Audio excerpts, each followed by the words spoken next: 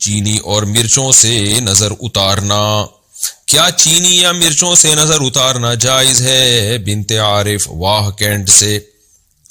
جائز ناجائز تو کی بات نہیں ہے، عبث ہے، لغو ہے، فضول ترین کام ہے، اور اللہ پہ توکل کے خلاف بہرحال ہے، کیونکہ اس کا کوئی نہ قرآن و سنت سے ثبوت ملتا ہے اور کوئی دلیل نہیں ہے اس کے. دیکھیں دلائل یا تو قرآن و سنت سے ہوتے ہیں یا عقل سے ہوتے ہیں، نہ عقلی کوئی دلیل ہے نہ قرآن و سنت کی کوئی دلیل ہے. تو بعض لوگ کہتے ہیں کہ یہ تجربے سے ثابت ہے کہ بچہ رو رہا ہوتا ہے، مرچیں جلاتے ہیں تو بچہ چپ ہو جاتا ہے، اس کا مطلب نظر لگی تھی اور ٹھیک ہو گیا. تو خوب سمجھ لیں، عبداللہ بن مسعود رضی اللہ تعالیٰ عنہ سے ایک روایت ہے جس کا مفہوم یہ ہے کہ شیطان کیا کرتا ہے کہ بچوں کو نا چٹکی مارتا ہے، رلاتا ہے، پھر اس کی اماں کیا کرتی ہے، وہ اس طرح کے ٹوٹکے کرتی ہے تو شیطان چٹکی مارنا چھوڑ دیتا ہے.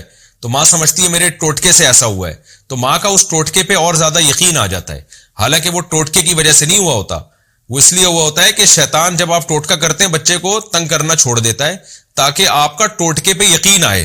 تو بار بار شیطان کرے گا، بار بار آپ ساری زندگی مرچیں ہی جلاتے رہو گے بیٹھ کے.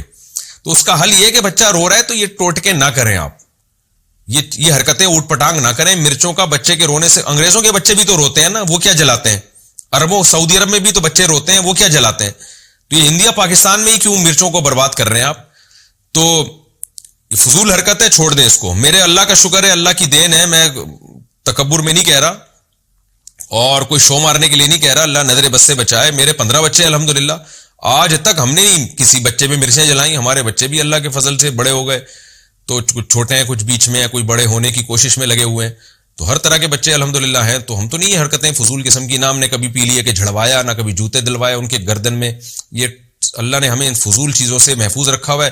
کوئی بچہ بیمار ہو جائے اللہ سے دعا مانگتے ہیں، ڈاکٹر سے علاج کراتے ہیں، ڈاکٹر سے یا کبھی ہومیوپیتھک، کبھی حکیم، کبھی ایلوپیتھک ڈاکٹر، یہی چل رہا ہے اور اللہ کا فضل ہے جی. تو اس لیے جو ان ٹوٹکوں میں پڑے گا برباد ہو جائے گا. اور ہم نے دیکھا ہے ہمارے جو ریلیٹو ٹوٹکوں میں لگے ہوئے ہیں وہ ٹوٹکے ہی ساری زندگی کرتے رہتے ہیں. آج فلانے کی مرچیں جل رہی ہیں تو کل سلبٹے گھوم رہے ہیں، پرسوں فلانا عامل آیا ہوا ان کے گھر میں سونگ کے جا رہا ہے، پتہ نہیں گند کر کے جا رہا ہے وہ عامل ان کے گھروں میں، اور آج فلانے نے کہہ دیا ان کے گھر میں یہ ہوا ہوا ہے، آج فلانے نے کہہ دیا. ساری زندگی عذابوں میں ہی گزرتی ہے ان کی. تو اللہ کے پر توکل کرو میرے بھائی. جب کوئی مسئلہ ہو، بچہ بیمار ہے، رو رہا ہے، زیادہ سے زیادہ سورہ فاتحہ، سورہ فلق، سورہ ناس پڑھ کے دم کر دو. اور کتنی اچھی دعا نبی صلی اللہ علیہ وسلم نے سکھائی ہے. حضرت حسن حسین پر آپ صلی اللہ علیہ وسلم وہ دعا پڑھا کرتے تھے، اعوذ بکلمات اللہ تامہ من کل شیطان وہامہ ومن کل عین لامہ. یہ نظر سے بچنے کی دعا ہے، یہ دعا پڑھ لیا کریں، بچے پہ دم کر دیا کریں، بس اتنا کافی ہے. مرچوں ویسی مہنگی ہو گئی ہیں اور ان چیزوں میں بھی مرچوں کو آپ کر رہے ہیں، تو آپ جلانا چھوڑ دیں، شیطان تنگ کرنا چھوڑ دے گا. ورنہ شیطان تو آپ کو پتہ ہے وہ آپ سے بڑی چیز ہے، وہ پھر ایسا کرے گا نا آپ کے ساتھ کہ آپ یاد رکھو گے، پھر مرچیں ہی جلاتے رہو گے اور پھر مرچوں سے آگے بڑھائے گا، کہے گا اب کچھ ہو گیا، اب عاملوں کو لے کر آؤ. پھر وہ آئیں گے گھروں میں سونگیں گے آپ کی بنیان اور چڑیاں. اللہ نے عاملوں پر یہ عذاب رکھا ہے کہ لوگوں کی بنیان اور چڑیاں سونگتے ہیں. نظر سے حفاظت کا طریقہ.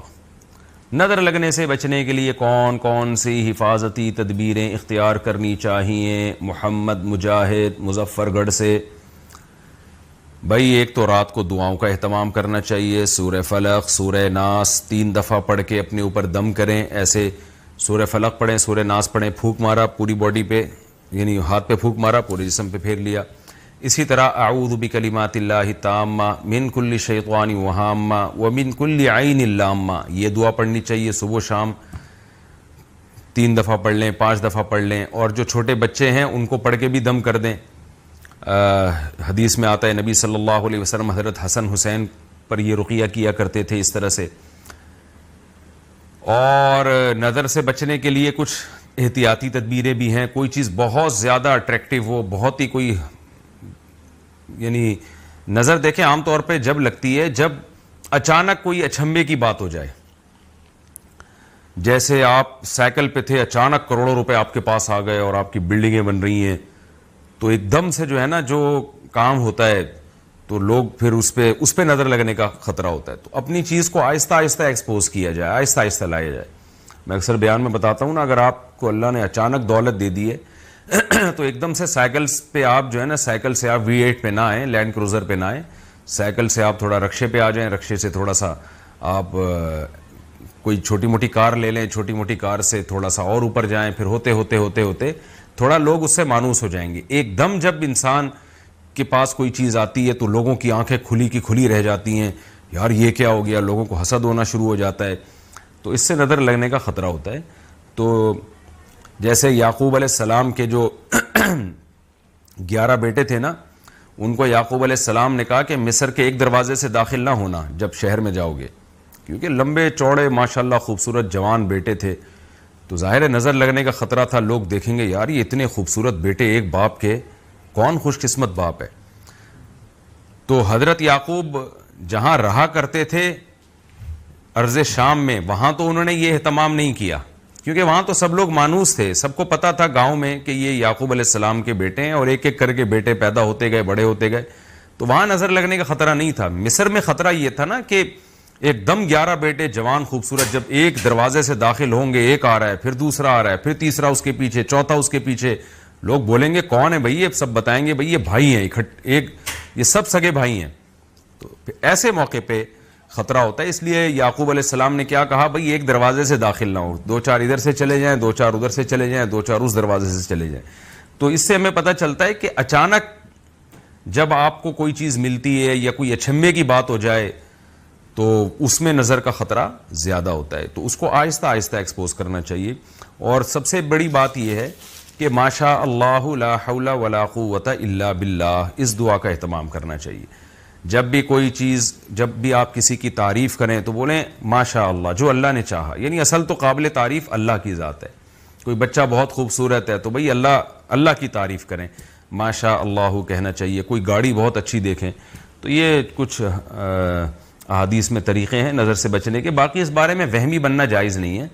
آج کل تو لوگوں نے رکشوں کے پیچھے کالے چپل لٹکائے ہوئے ہیں کہ نظر نہ لگ جائے. تو ٹرک کو نظر لگی تھی تو رکشہ بنا تھا نا, وہ رکشے کو بیچارے کو کیا نظر لگے گی. حلیم کی دیگ والا غریب آدمی بیچارہ, وہ نظر سے بچنے کا اہتمام کر رہا ہوتا ہے. ٹھیک ہے, اس کے لیے تو یہی بہت بڑا بزنس ہے, لیکن عام لوگوں کی نظر میں تو یہ بہت بڑا بزنس نہیں ہوتا نا. اس نے بھی جوتے لٹکائے ہوئے ہوتے ہیں عجیب سے. تو خام خواہ میں یہ وہم کی بات ہے. تو دعاؤں کا اہتمام کر لیں صبح شام کافی ہے. اور کوئی بہت ہی زیادہ کوئی ایک چیز نمایاں ہونے والی ہو تو اس میں تھوڑا اہتمام کر لیا جائے. اور اہم بات یہ بھی ہے کہ اپنی چیزوں کو ہر شخص کے سامنے نمایاں نہ کیا جائے. آپ کو اللہ نے کوئی بڑی بڑی نعمتیں دی ہیں تو ہر آدمی کے سامنے اس کو بہت زیادہ کھل کے بیان نہ کریں. تو ہر شخص آپ کی نعمتوں کا سن کے خوش نہیں ہوتا. بہت سے لوگ حسد کا شکار ہو جاتے ہیں. تو ہر آدمی کا ظرف اتنا بڑا نہیں ہوتا کہ آپ اس کے سامنے اپنی نعمتیں کھل کے بیان کر رہے ہیں اور وہ دل سے گہرائیوں سے خوش ہو رہا ہے. جیلسی کا شکار ہو جاتے ہیں لوگ, حسد کا شکار ہو جاتے ہیں. تو ہر آدمی کے سامنے ایسی نعمتوں کو بیان نہیں کرنا چاہیے. اور بعض دفعہ انسان کو اپنی نظر خود بھی لگ جاتی ہے, خود بھی بہت اترانا شروع کر دیتا ہے. تو اس کا بھی خیال کرنا چاہیے. اللہ کا شکر ادا کرنا چاہیے, اترانا نہیں چاہیے. کوئی نعمت ملی ہے بھائی اللہ نے دی ہے, اللہ چاہے تو چھین بھی سکتا ہے, اس لیے اترانے کی ضرورت نہیں ہے. جب یہ کنڈیشن رہتی ہے انسان کی تو پھر نظر لگنے کا خطرہ انشاءاللہ کم ہو جاتا ہے.